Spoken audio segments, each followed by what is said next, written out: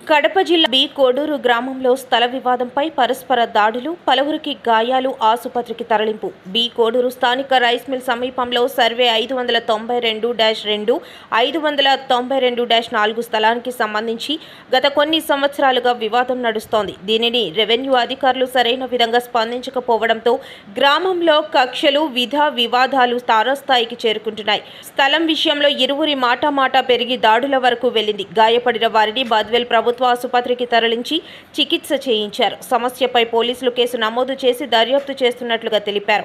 ఇటువంటి సంఘటనలు పునరావృతం కాకుండా రెవెన్యూ మరియు పోలీసులు అధికారులు చొరవ చూపాలని స్థానిక ప్రజలు కోరుకుంటున్నారు.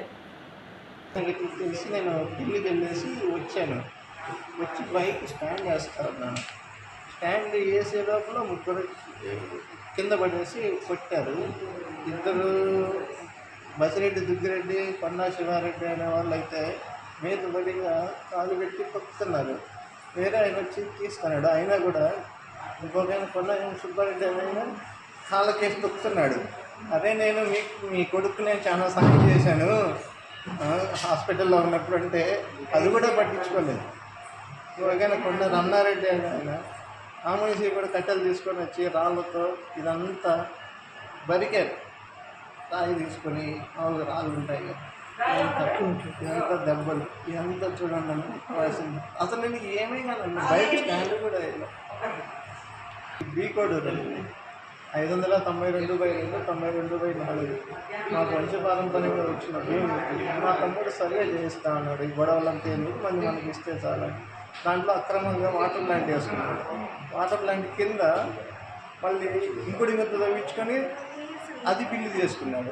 దాని మీద మళ్ళీ వాటర్ ప్లాంట్ కట్టాడు. అది గవర్నమెంట్కి హ్యాండ్ ఓవర్ చేయలేదు. వాళ్ళ బామ్మడికి వాళ్ళ తమ్ముడికి తీసుకున్నాడు. సరేలే మన ల్యాండ్ పోతే వాటర్ ప్లాంట్ కట్టుకుంటానని మనం సైలెంట్గా అయిపోయినాం. అసలు ఆల్రెడీ ఒక ఇల్లు ఆక్రమించారు. సరే మా కొన్ని కాడికి తీసుకున్నామన్నా కూడా వాళ్ళు కూడా ఇవ్వట్లేదు. అసలు మాకు సంబంధమే లేదు. వస్తాను ఫస్ట్ సర్వేకి ఇప్పించినప్పుడు ముగ్గురికే నోటీసులు ఇచ్చారు. ఎవరైతే హక్కుదారులు ఉంటారో నిన్న వెళ్ళేసి బసిరెడ్డి, దుగ్గిరెడ్డి అని అయినా మిగతా వాళ్ళందరి పేర్లు ఎవరైతే నన్ను పడడానికి వచ్చానో వాళ్ళందరి పేర్లు రాయించి వాళ్ళందరూ కలిసి కొట్టారన్నారు. ఖచ్చితంగా కూడా నేనేదో వాళ్ళకి చేశాను, వాళ్ళ భూములు 40 ఎకరాల భూములు నేనేదో పేపర్గా ఇచ్చాను అన్నట్టు నన్ను చేస్తాను. నేనేదో జాబ్ చేసుకుంటాను, ఇంటికి వస్తాను అంతేగాని రాజకీయంగా నేనేమి ఇదేమి లేదు. నేను బెంగళూరులో చేస్తాను.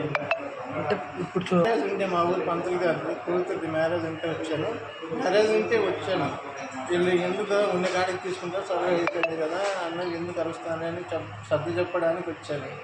వాళ్ళు అసలు సంబంధమే లేదు. వాళ్ళు ఆ భూమిలో వాళ్ళకు ఒక్క సెంటు కూడా లేదు. ఆల్రెడీ ఆక్రమించుకున్నారు.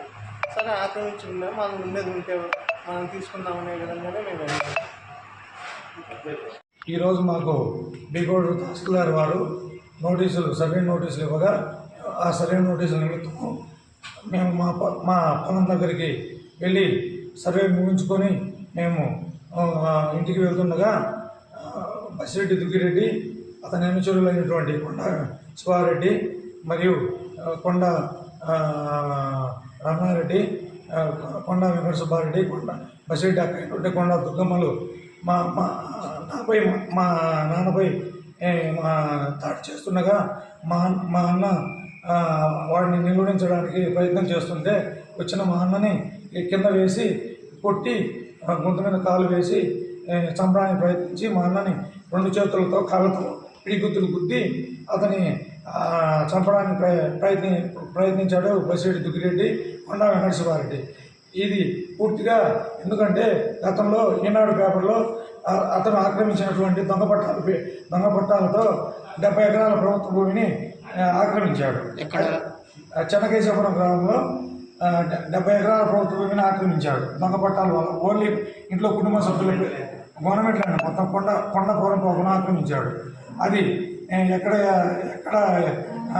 అధికారులు ఎక్కడ తీసుకుంటారనే ఉద్దేశంతో మా మీద కక్ష కట్టి మమ్మల్ని ఇప్పుడు ఉద్దేశపూర్వకంగా అతనికి ఎటువంటి ఆధారాలు లేకపోయినా, ఆస్తి సంబంధం లేకపోయినా అతను ఇది మా ఎంజాయ్మెంట్ ఉందని, మా పొలాలు మా రిజిస్టర్ కాగితాలని అవసరం లేదు, ఉంటే ఎంజాయ్మెంట్ ప్రకారం చేయండి, లేకపోతే లేదని చెప్పేసి మమ్మల్ని రెచ్చగొట్టి మమ్మల్ని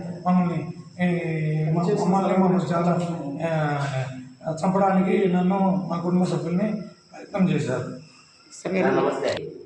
592/2 592/4 సర్వే నెంబరు బీకోడు గ్రామంలో వైఎస్ఆర్ స్టాచ్యూ మెయిన్ విలేజ్లో వాటర్ ప్లాంట్కు కుడి పక్కన ఎడం పక్కన అమ్మగారి ఆశ్రయమైన తిమ్మారెడ్డి దుర్గమ్మ ద్వారా మాకు అనువంశకం ద్వారా వచ్చిన ఆస్తిని తను గతంలో తన అనుచరులతో గత 2 నెలల క్రితమే మొత్తం దౌర్జన్యంగా మొత్తం కంచె వేశాడు. దానికి సంబంధించిన వీడియోలు కూడా మన దగ్గర ఉన్నాయి. ఆ రోజు కూడా మన మీద ఉద్దేశపూర్వకంగా దాడి చేశారు. మమ్మల్ని కూడా ఆ రోజు కూడా చంపడానికి ప్రయత్నం చేశాడు.